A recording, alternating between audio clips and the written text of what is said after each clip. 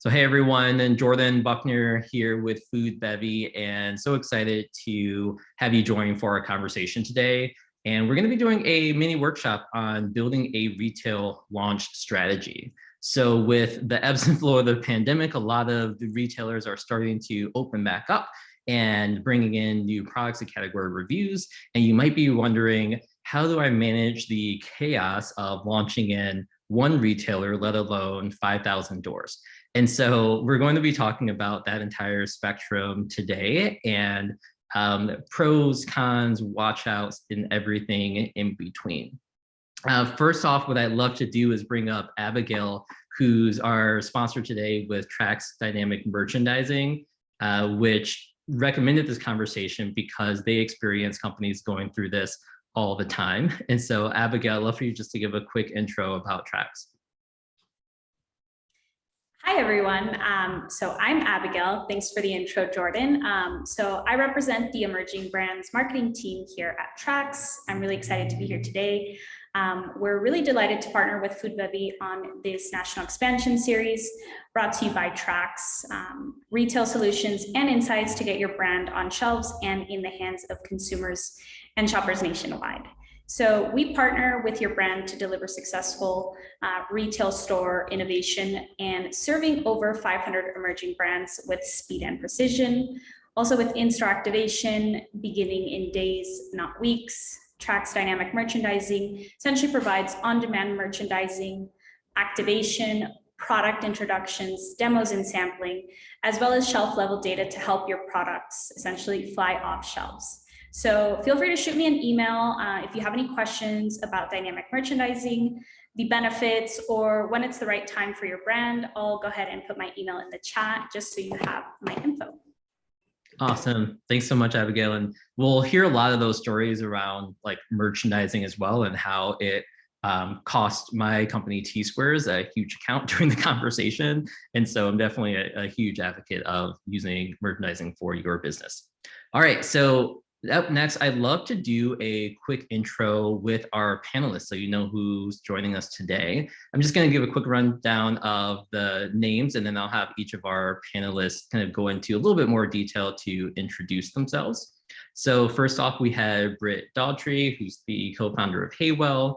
We have Michael Pan, who's the founder of Pan's Mushroom Jerky, and Hector Saldivar, who is the founder of Lupita Foods. So Britt, why don't you go first and just give a quick intro into Heywell, the company, and about how many retail stores you're in. Yeah, sure. Hey, everyone. I'm Britt Dougherty. I'm one of the co-founders of Heywell. We make sparkling adaptogenic waters. They're occasion-based waters that are made to help consumers meet the demands of modern life, supporting things like energy, immunity, focus, hydration, and occasional stress. We launched in March of 2020, so 100% do not recommend that. That was a total adventure, but now we're in about 800 stores and thriving. Awesome. Thanks so much, Britt. And Michael, do you want to give a quick intro? Yeah, hi, I'm Michael Pan, the founder of Pans, and we make Pan's Mushroom Jerky. It's a plant-based snack made of shiitake mushrooms with the delicious umami taste and satisfying meaty texture, and it's all inspired by my family's recipe. And our mission is to reduce meat consumption by offering satisfying, nutritious, delicious foods made of mushrooms. We officially launched in 2018, and now we're today in about, I think, over 3,000 stores now, and luckily to be in obviously a great space being plant-based. So thanks for having us. Thanks, Michael, and thanks for joining from the production floor. So those of you see that in the background. And then Hector, nice to have you join us. Hi, everyone. My name is Hector Saldivar. I'm the founder of Lupita Foods. We are a better-for-you Mexican-inspired food brand that uses clean, simple ingredients in all of our products. And we're the first brand in the United States to introduce cactus or nopales as an alternative, functional, sustainable ingredient in our line of tortillas and tortilla chips. Very similar to Michael, we're based as a family recipe. And by the way, Michael, I was at the airport not too long ago. I was flying to New York, saw your jerkies. I bought the regular and the purple and the yellow one, and they're fantastic, man. I'm addicted to it. I'm big chunks. I love the truth. It's all I wanted in a vegan jerky, I guess. So Appreciate it. happy to be here. Awesome. Oh yeah, and we're in for a little over 4,000 stores and growing. So that's going well as well. I love that.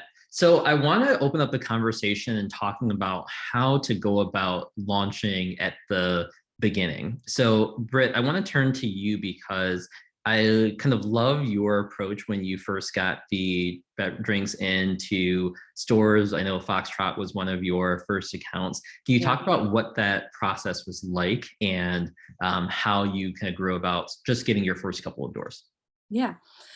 So for Ash and I, it was really important that our distribution strategy be like a big part of our marketing strategy. So we really were focused on making sure we were getting in the right kind of accounts with the right kind of a consumer so that we could, make sure that we were essentially doing some, pilot validation, honestly, but building up our velocities in the right kind of stores so that we could sort of prove out our business before we move into bigger channel opportunities. So, I mean, honestly, how we got into Foxtrot to start was just kind of lucky. Ashley and I used to, they were just kind of opening in Chicago, and we used to work out of the cafe when we were conceptualizing our product. And we, just kind of got ballsy and showed our renderings to the buyer, and it all kind of snowballed from there.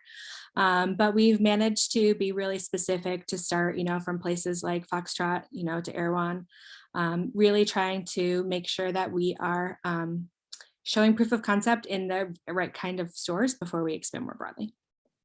I love that. And talk about when you launched into Foxtrot, what that experience like, how the product did, and how it sold.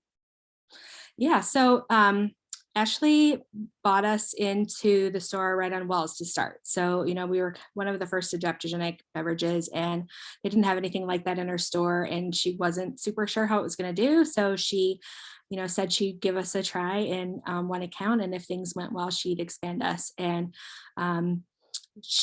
things started going well, and then she quickly expanded us into the rest of the chain. And honestly, that was right at the start of the pandemic. So we were and just launching. So we were delivering out of the trunk of our car.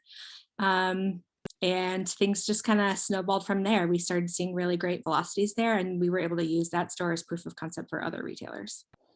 Awesome. I love that. And then Michael, tell us a little bit about your journey. And I don't know if you internally think about it as pre-Shark Tank and post-Shark Tank, but I know that was a big turning point for your brand. No, it's an important milestone and change in how we operated. But I'll just start by saying, for me, I don't believe there's one strategy to all this. So take our journey as a grain of salt. It worked for us, or it's working currently for us. But we had to kind of figure out and get all the input we needed to figure out what formula worked for us. So, because as I think everyone should know is, all these getting on shelves is very much dependent on so much about your, category, your how early you are. Timing is a lot of it. Your price and logistics, and so that varies. And so we happen to be a shelf stable light product. And also obviously funding, that's a huge one as well. So we happen to be self-funded. We self-manufacture as well. We did that from the beginning and still do today. We happen to be in a category that was pretty new. Mushroom jerky wasn't really a thing. We were very early to the market. Actually, conceptually, I'd been doing this since 2006 and 2008, So very early on, before plant-based was a thing, it was very niche and vegan. So I had done a lot of work leading up to kind of a very fortunate timing for us that mushrooms were starting to become more popular in terms of getting, not just in salads. Jerky was actually still growing when we officially launched, and also vegan was turning into plant-based. So with all that kind of being context, and we've been self-funded up to the point we got on Shark Tank. My strategy was very much focusing on very small indie accounts and accounts that work directly with us. I did not go heavily in distribution. And honestly, the hardest part was saying no in kind of a very trendy category. We were self-funded, very much operating off cash flow. And so we didn't have a lot of money to spend on, demos and merchandising and so on. So, these direct accounts, while we had to have a lot of sweat equity into managing those accounts, working with them. It's obviously much easier to work with them, whether it's Airwan, Foxtrot, although they're bigger now. But and these indie accounts as a whole made up a lot of our kind of solid customer base and foundational piece that allowed us to kind of walk before we ran. Not only that, we were kind of figuring things out, how do we self-fulfill and things like that. So it allowed us a little bit more leeway to make mistakes and work with people who don't mind working closely with us. I love that. What were some of the mistakes that you did make in those early independent accounts? Misships are pretty common. We have, as you grow, you always have to work with quality issues as well. So I think that helped us with our production, asking for forgiveness was much easier as well. And also honestly learning about what pricing and what either assortment or how did the logistics work well for different sizes. I think we learned a lot what works and what doesn't with those kind of accounts. Were you sold? I know because as you mentioned when you first launched, there wasn't really a plant-based jerky category. So how did you manage those conversations in terms of building out a category? You're next to the jerky? Were you next to like the raw foods? Like where did you end up? We always advocated for jerky. Because what little there was, it was still seemed to be the place. And I viewed like everyone, kind of the natural sections in the more conventional brands. I never personally went to those. They're just out of the way. And so especially in 2016, 17, we felt like jerky had the most foot traffic. And not only that, but like we actually sold a lot of jerky outlets. So these are like independent, high traffic, like discoverability is a big thing in a specific niche category. And we found that we were doing well there. And so we thought, using that info and then using that into the, other small indie grocery store sets, I think we had enough info to push for that. Awesome. Love that. Hector, slightly different question for you. What was the first large regional store that you sold in? And tell us about how that launch experience went. The first large, by large, more than like one or two stores. Okay. I guess the Molly Stones would be the first large one. I started, very similar to Michael and Britt here. I started with what I could what I could deliver, and I started and I let the business dictate how I progressed and moved along. So how I started was making product out of a commercial kitchen and me distributing the product in my Jeep, in my car, and me knocking on doors on small specialty stores here in the Bay Area. The first one who gave me a shot was Woodlands Market. It's a three store chain here in San Francisco, and that's how I started. I was delivering hot sauce every other week to those three, and I was doing demos. I did my own activation. I was doing the demos. I was, putting the shelf talkers myself and all that. And then from there, I kind of expanded a little bit by myself till 20 stores. But it was, all, two-store chain here, one store here, until a local distributor picked me up. It was literally a local distributor that his reach, I think his total reach was maybe 40, 50 stores in San Francisco. Just three old grumpy white men that oh, you're everywhere and we can pick you up and so we can help you. And so I went with them and worked the margin analysis and all that, and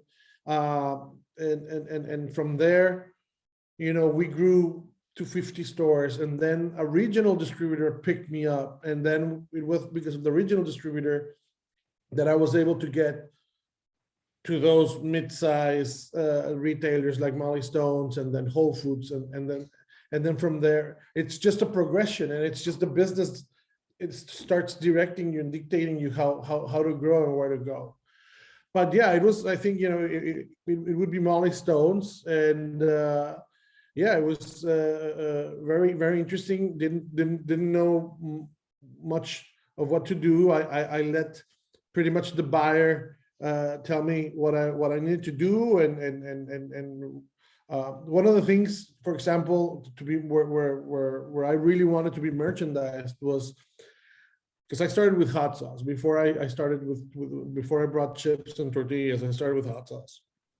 I wanted the hot sauce to be in the hot sauce set and not in the Mexican set, because of the same thing, because of traffic. I knew that there was more traffic in the hot sauce set than in the ethnic aisle or the Mexican aisle. So I knew that if I was gonna prove myself to the buyers with turns, velocities, it needed to be in a high traffic set. So I really pushed. That was my only push with the buyer, because she asked me, "Well, you're Mexican. You're a Mexican hot sauce." And I'm like, we're born in Mexico, but we're very versatile. We can put our hot sauce in a myriad of dishes. And so I really pushed for the hot sauce at it. And yeah, and that I think that really helped to continue developing the hot sauce business in other retailers and stores. I love that. You know, it brings up just when I first launched my brand T Squares into retail, Whole Foods was one of our first accounts. And I remember, you know, one of the mistakes that I made was making a case size that was too large. So I think we originally sold our product in like multi-serve pouches or like energy bars or energy bites for those who didn't know. And we had like a 16 count case in 3 different SKUs. And what I found was that, you know, the reorder time was just much longer than the buyer wanted, because like one case kind of filled out deep on the shelf, but it extended our reorder time. And in talking with the Whole Foods buyer, the one we had at least said that he measures success based on cases sold, not units sold. And so we ended up reducing our case count by half at 8. So that we could actually have more cases, more flexibility also for the buyer to kind of reorder. And to them, it really improved our sell-through rate, even seemingly because they were keeping us top of mind when they had to order more cases. For any of you, have you experienced any other like little tips like that as you were getting started or launching? Yeah, no, absolutely. That is one of the key. That's one of the basic mistakes I think that all entrepreneur does, is that you get super excited that you're in the store, and then you know you forget that there's some key performance indicators from the other side, and that you need to understand how is that measured, right? You know, is it by cases? Is it by units per store per week? Or is it by dollars per store per week, right? Like, for example, I'm understanding that with Kroger not necessarily, or at least with the products that we're going in, they're not interested in the units per store per week, but they're interested in the dollars. And so that's a new one for me. But yeah, understanding all that, because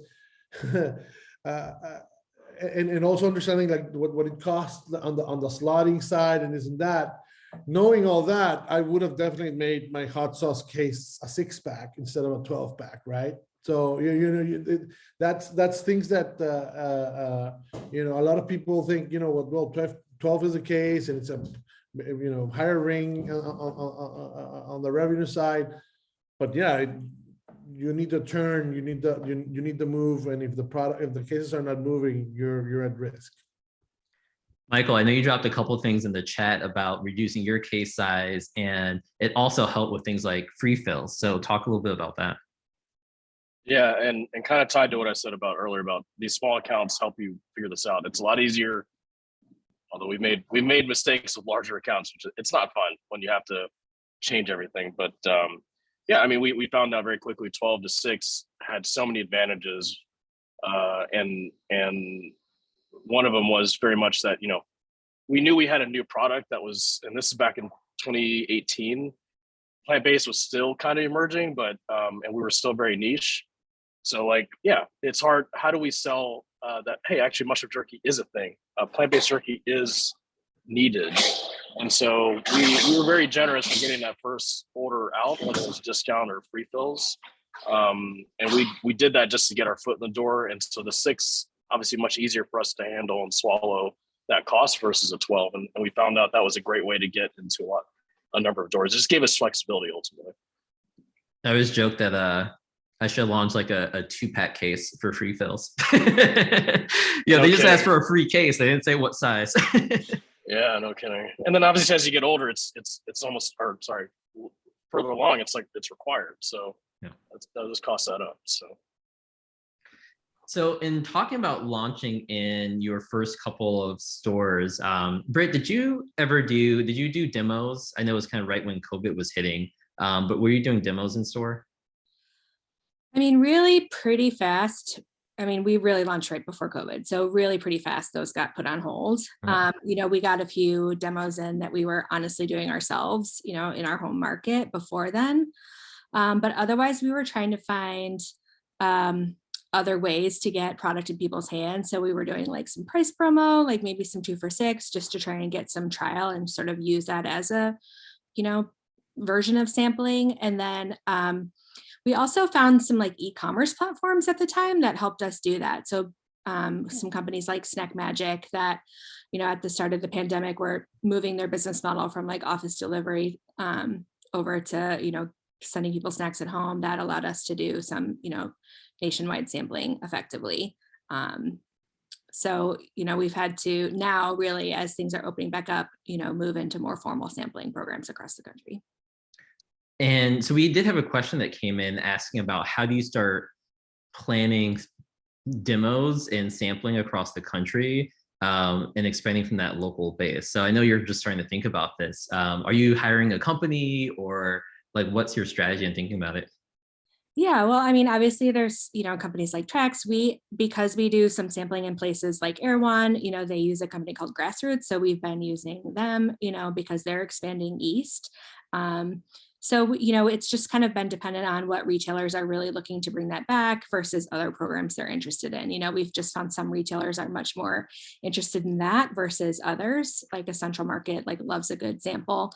And, we head down there and do some of them ourselves just because we think that goes a long way with the buyers usually. And then once that's, once we get a few stores under our belt, then we would bring in a team behind us and kind of move across to some of the other stores. Seems to be like a nice hybrid manpower approach where we kind of, do a good job of like building relationships with the buyers, but then, stepping back and using our time efficiently and, deploying the team across. How do you properly like train people to do demos, right? Because I know as a founder, you obviously like know your product so much and people love like meeting the founders of companies too. How do you kind of instill that same, maybe not the same, but like a level of passion or excitement about sampling? Yeah, I mean, it is hard. I mean, the first thing we do is like give the sampler tons of products so they can experience it themselves and not just try it for the first time themselves. So we always try to, spend some time with them in advance, give them plenty of product to consume. We send them a lot of materials.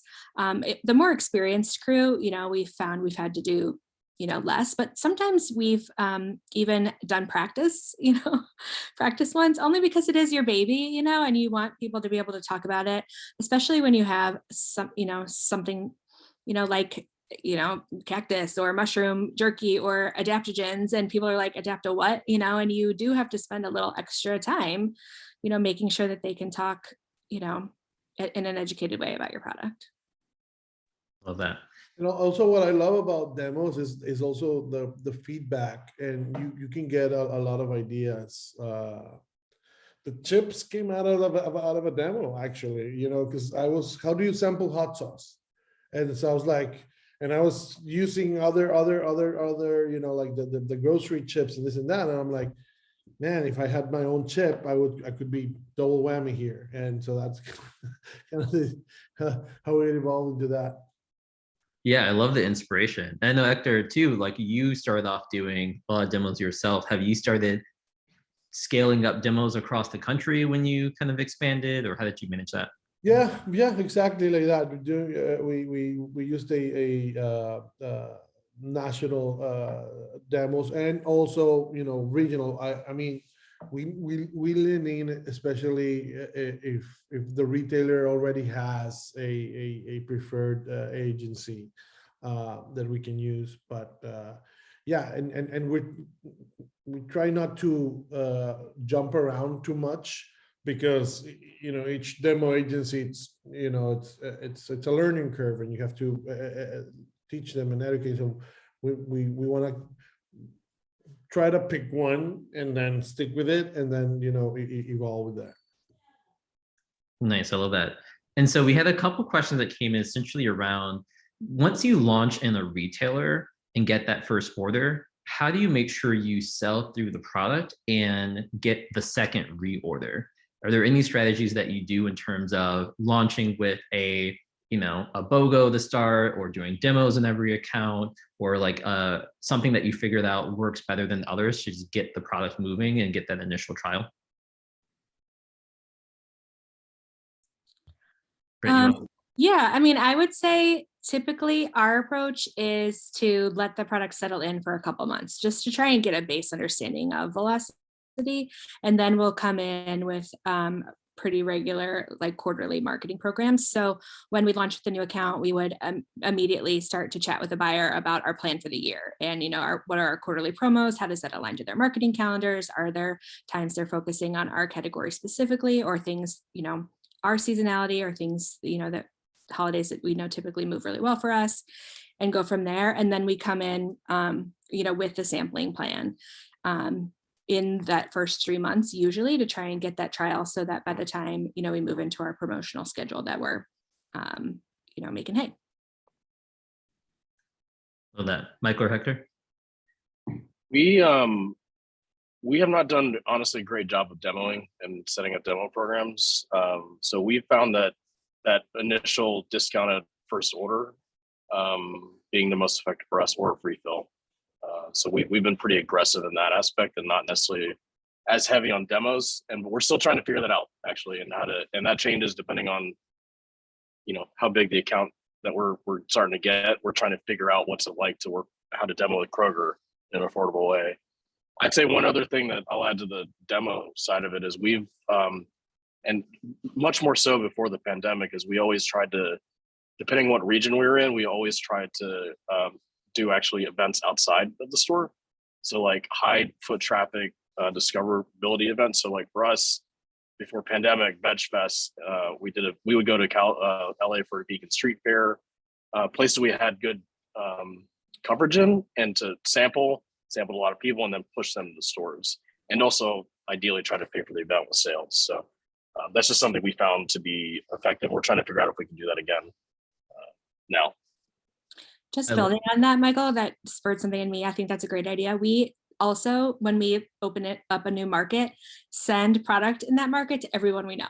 So it's like one of those things where we leverage our network, and we're like, okay, who do we know in Texas, and who do they know in Texas? And like, let's just build a list, send out a sample, and tell them that we've launched in that market, where they can find us. And it's a little bit like the cheaper, like influencer route, just to try and do what we can to organically create some demand in the market. And then now it's obviously your email list too, depending how big it is, trying to find the segments to let them know. And now, I don't know, we're finding that even, especially Kroger, for instance, we don't necessarily have the national reach to do all demos, but then it's really about the coupons and the online digital experience. How much can you invest in the digital couponing to drive them to store and take advantage of those platforms. And we've found some early successes with those. Yeah, we had a similar experience happen with us recently. Well, last year with Sprouts. So for us, our approach when we launch is we want to be priced right. We want to make sure that our pricing is not out of whack versus the other products that are similar to us on the set. And then just let it see how it behaves, and then, you know, activate. So at Sprouts, we launched tortillas, our tortillas nationally, priced right. We were very competitive pricing, and, you know, within 2 months, the buyer reached out to us and said, "Hey guys, doesn't seem like the movement is happening." We couldn't do demos. It was during the pandemic, so, you know, what we did was we activated some coupons for you know, for the shoppers, but we also invested in a program to educate the staff, the Sprout staff, about our product. So we gave the free product, the coupon for the staff members to buy our tortillas and for them to try it. And so once the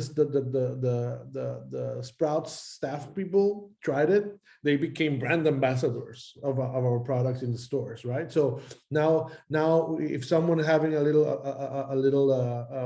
you know, questions about tortillas, or they're vouching for a product, and so that truly turned our velocities around. So between the coupon for discovery and the vouching of the staff members, help our velocities, and now we're safe. We're not at risk.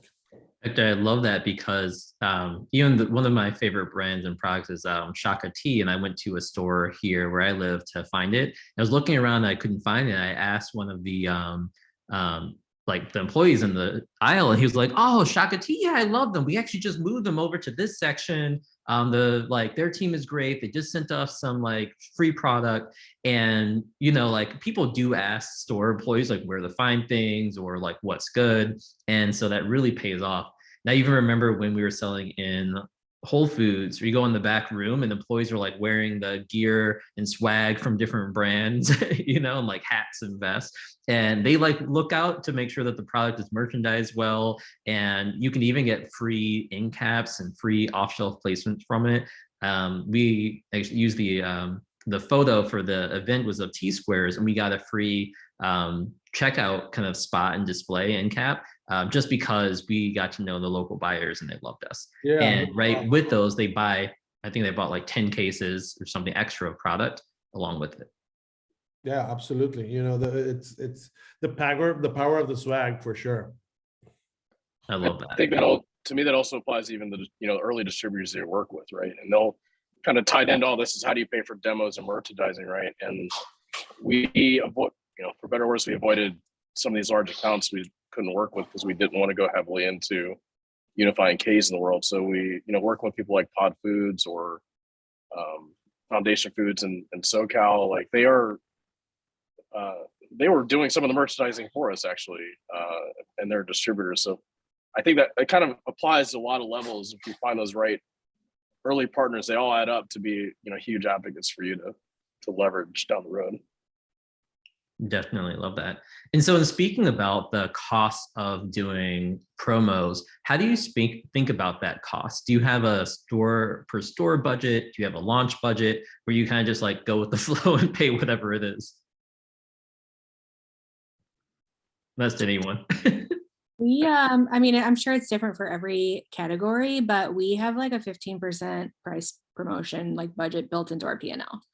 And, you know, early on, it's really can be tempting, like not to spend that money, especially when you're just like, you know, bootstrapping your way and like trying to find money for raw materials. But we really have gotten to a point where we are really forcing ourselves to make sure we're spending that money in an account to, you know, get the velocities we need to, you know, get the data we need to continue to grow their business. Same here. I think we had a pretty standard 20% opening invoice type promos, but then honestly, we said no to a lot of people too. I mean, we didn't pay any slotting fees, which prevented us from growing with, you know, large name accounts, and we just had to kind of accept that. And until our budget opened up, or we thought the ROI, we can handle the, you know, if it took 5 months to actually make money off the account, we wouldn't do it. It's kind of what we looked at. So, yeah. Yep, same here. 20% promo, and yeah, no, it's one of those things that when you're starting, you're kind of like, my product is good enough, or I shouldn't be promoting it, I shouldn't be discounting it, and then you realize the power of it, and not only from a price point, but there's also like the collaboration aspect from on the retail side. It's like, okay, this brand is willing to invest. Let me help him out. Let me give him extra points of display, or give him an end cap, or I can compress my margin a little bit, et cetera, et cetera. So it definitely works. That kind of leads to one of the biggest myths that I first thought when I was launching in the space, which is that as a brand, my job was to create the product, and it was the retailer's job to sell the product. And quickly learn that that is not the case. Like the retailer is there to make it available for customers to purchase, but honestly, like they rely on the brands to actually sell through a lot of that. And I remember as a kid going to the stores and getting all like the weekly flyers with all the products on there, and just thought that like that was something that the stores just did. And then being in the business, come to find out that's all funded by the brands to like offer those promotions. Like every promotion is funded by a brand. And so that's one thing that I really learned from doing this, with T-Squares as well. But then thinking about that launch strategy, I had this concept, because I've been doing a lot between e-commerce as well, and almost taking a e-commerce mindset of like customer acquisition cost to retail, and thinking about how do you start building in those acquisition costs into your strategy, so that you're investing X amount in promos into like retail promotions, knowing that you might lose a little bit up front, but the goal is to get trials so they come back again and again and make money off the repeat. Have either of you started thinking about it that way, or seen that play out? Or disagree? Yeah, I mean, I think that's exactly right. I mean, we go into it knowing that it costs money to sell, and so we just have built that into our P&L. I see someone asked, like, is our 15%, just a promo budget, or is it all the trade spend? For us, that's just the trade spend. So then we have a separate budget for marketing, and we just have built that into the cost of every single case, so that when we go into the store, we know what kind of wiggle room we have to work with, in trying to create movement at shelf. Yeah, I think similarly, and we did not do that very well at the beginning. I'll say that was very much like, I think we could do it or not, kind of a binary. We've gotten better with some better spreadsheets, and I think we look at it. I think I have kind of a trade spend, I'm sure everyone does. It's like, what are you comfortable with? Is it 20%, 10% on the account, or whatever it is? And then I kind of calculate, when do we actually see return on investment? And if it's like 8 months from now, I'm like, depending on our funding and where we are financially, I'm like, too aggressive. If it's 2 months, maybe we also look at that as well. Yeah, right. That's always what I'm asking the team is the juice was the squeeze, and so we. Unfortunately, with our size, retail data is not that readily available for us. Well, it's readily available, but it's that we can afford it, right? I'm talking about Nielsen and IRI stuff, and how do we calculate our lift on promotions? But for example, on e-commerce, I've been noticing that the ROAS and all that have increased tremendously as of the last 3-4 months. It's the ad spends and it's become very competitive, and to that point, it's been really difficult to say no.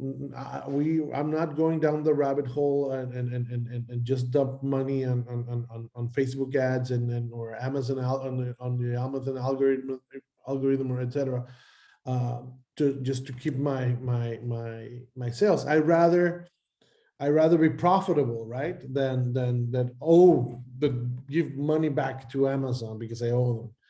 So yeah, it's discipline, and all you guys will eventually get there where there is this top line addiction, and then you lose track that the bottom line is what's important, the profitability. I love that.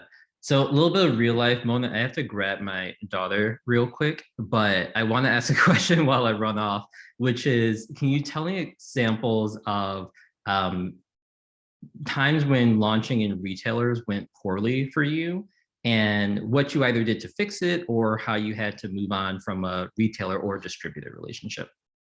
I'll be right back. Who wants to go first? I guess I'll go first. Funny enough, for us, Hector, it's been Kroger actually. Yeah. Let me pay attention to that. Well, I don't know if everyone has this issue, but not to love Kroger, not to throw them under the bus, but and we've had to learn again. We kind of walked and before we ran, so we've been building up to bigger distribution. But we I guess we learned an example last year of what it's like when you have a large accounts sound great, but also if it takes over most of your distribution, how dangerous that can be. So we went from about like I said, we kind of have all these a collection of independent regional chains that made up our sales, and then a big move for us was to move to launching a Kroger into about 2,000 doors. Not every one of them, but kind of their high banner accounts. We launched in about 1,900 doors with I think 2 to 3 SKUs each, and we ended up working with them direct. I don't know if you work out how you're going to distribution with them. So we ended up getting our slotting fees waived, which is actually one of the biggest reasons we even considered them. And we actually shipped them direct, meaning we actually aren't shipping through distribution. So we actually have our full margin with them. So and we also felt like the market conditions are right for a plant-based jerky to be in Kroger. But we found out very quickly all the logistics of getting into all their DCs. We ended up investing a lot of money into manpower and inventory leading up to launch. I think we had 1,000 doors before that. So we had to kind of double our volume really quickly. And then we ended up getting stuck in their DCs for 4 months, not going on the shelf. So, we knew that there'd be challenges on velocities. And so we were prepared to invest in that, but we weren't even starting the game. We were stuck on shelves. And so what that did was, from a logistics and operational standpoint, is you imagine you're spending all this money on inventory, getting ramped up, and you're spending a lot of money to launch, and then you hit a wall. We're not moving at all. And we were very much panicking and trying to work with our broker to get that figured out. And yeah, so finally it did start moving this year. But why were the Kroger distribution DCs not delivering the product or sending the product to the stores?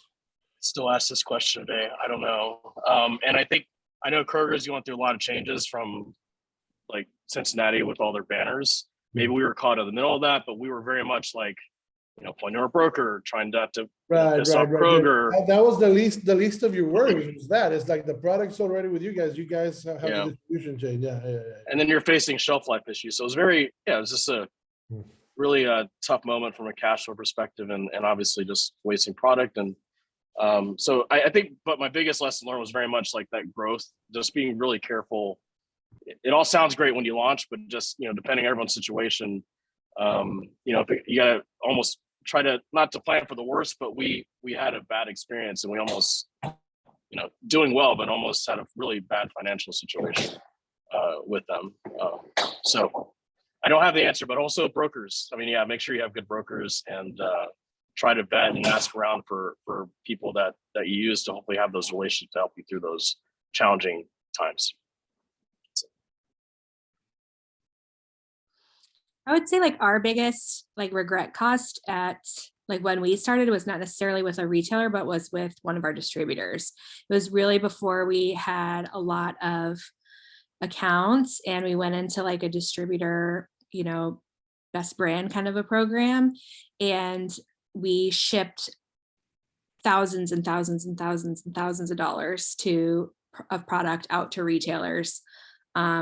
And then the pandemic happened and it just kind of, none of it ever made to the floor, and none of the retailers were ever doing, you know, weren't doing new product reviews for a year and a half. And so it was just like such a rough start to send so much product out and, you know, have none of it come to fruition. So I would say if I look back and if I chatted with Ash, I think we'd say, oh, that was a big cost that we wished had gone differently.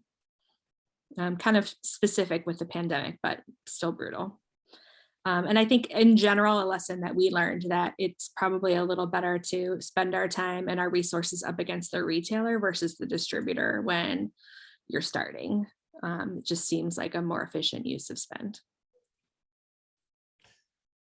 Yeah, I thankfully haven't had a tremendous bad experience with the retailer. I mean, aside from the Sprouts struggle there that we were able to turn around, I think more I have struggled finding a good broker. You know, like Michael mentioned, you make sure that you have a good one. Britt and I share a great one. Finally, I was able to gather, but in the meantime, I was all over the place with brokers and all of them say, you know, it's a marathon, not a sprint. And meanwhile, you're just you know, paying the retainer and see no traction. And that's the most frustrating part of this business, I think, overall, is just finding a good broker partner that is really wanting to partner with you and work with you. And it's just not like, oh yeah, your brand is great, I can sell it everywhere, and we'll get there. And 6 months in, you're in the same spot, and you know, all this money is spent and nothing achieved. So yeah, that's my 2 cents on that. That's a great point. Michael. Sorry, go. Oh no, we actually went without a broker for quite a while. And we had like one really small one, and now we're, I guess, playing the broker game as of actually February of this year. So we made it. I say that in a negative tone, like brokers are negative, but yeah, I mean, I don't think there's a silver bullet broker out there. I think it definitely may depend, and I think we're learning now how valuable some can be and some aren't. Right, and it can make or break that relationship with the retailer. And so I guess my point is I'm learning what it's like to with and without, and we've had few experiences now with bad ones and good ones, and they absolutely make the difference in everything. Michael, we finally found a good one. What makes the biggest difference in the good versus the bad broker? For me, yeah, I think I find it the attention that they'll spend with you. We need a lot of help. I mean, we don't know all the ins and outs of all these companies, and so like Kroger was a painful one. I mean, we're still trying to figure out if we want to honestly keep this broker, but that almost crushed our company. Like we almost had to shut down after all this success. Sorry, go ahead, Hector. No, Michael, I didn't want to interrupt, but you know, as Jordan was asking, like, what's the difference between a good broker and a bad broker? For me, it's very simple. We are the ones paying the broker, so they should always side with us. I can't fathom the brokers that decide to side with the retailers and say, no, you have to give what the retailer is asking because there's no other way. Wait. And I like, for example, with slotting, it's like, so no, they're asking for, you know, $20,000 for slotting. Have we asked if we can waive that? Can we negotiate that? Can we be creative with that? No, that's the rules. That's what they ask. It's like, I'm like, I'm paying you. I don't care. Go ask them if we can negotiate that and stuff like that. So for me, the key for a good and a bad broker is a good broker will side with the brand. is gonna say, well, yes, let's be creative, or this, what the retailer is asking is completely out of whack. I recommend not doing blah, blah, blah. But because, that's when you see that those brokers that side with the retailers don't have the best interest for you in hand. The other thing that I recommend too is that, especially in like the beginning or middle of your company, try to only work with a broker for very specific accounts. Like you're launching a Kroger, work with a Kroger broker. Launching a Target, work with a Target broker. If you're launching a broker that just gets you in the natural channel stores in general, either you're going to do really well or you're going to not, and then they'll stop paying attention to you, right? Like if your product sells itself, and it's very easy, those general brokers can do well. If your product requires education, I've found most of the time they won't put in the time to do the education with buyers. Britt, did you have anything else to add on the broker standpoint or something else? I think the guys have summarized that it's kind of a tough haul. There's no silver bullet. I don't know anyone who like loves their broker, but I think that it's a fine line, right? Because the reason we have a broker is because we're entrepreneurs and we're busy and we're doing all the jobs and we need someone to put resources up against selling, so you can't be managing it yourself.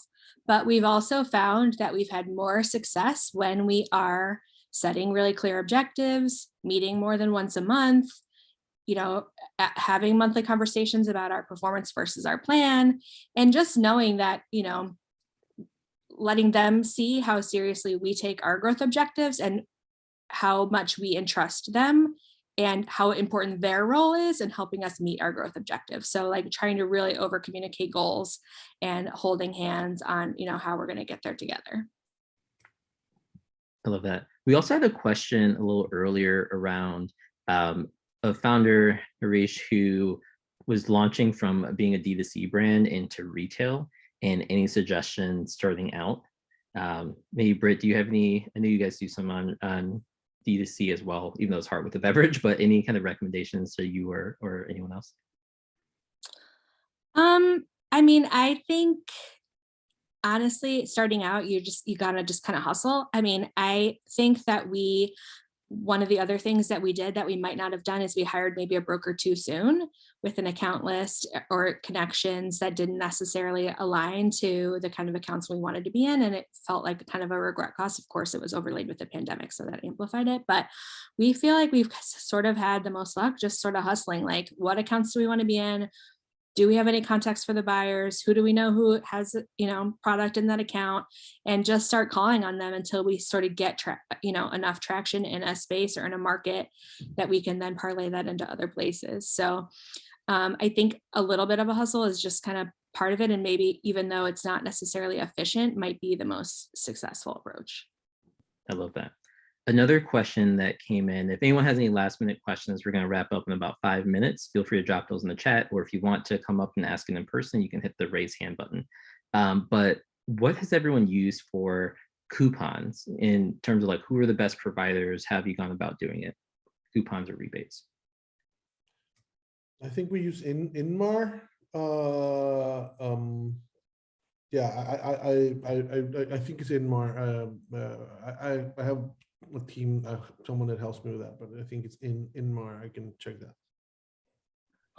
Same here. I don't think we've done like printed coupons, but we've done the online ones, and depending, the retailers usually have, so far for us, they have their own system that we kind of sign up for. I don't have a lot of experience, unfortunately, yet. Yeah, us either. The only couponing we really do is on Amazon, and obviously that's through their own platform. We haven't been with any retailers big enough that are requiring that, and we'd been putting our money towards sampling instead. There's a really great company called Chop that does a rebate program where essentially someone buys a product, they scan a receipt, and then you refund them, rebate them via like Venmo or PayPal. I just dropped in the chat, chop.today, but that's a really cool company to look at as well. You can also do it yourself if you're like trying to convert e-commerce customers in there. So another thing to think about. And then we had a question from Simone. Any key elements to include in the strategy that haven't been covered yet?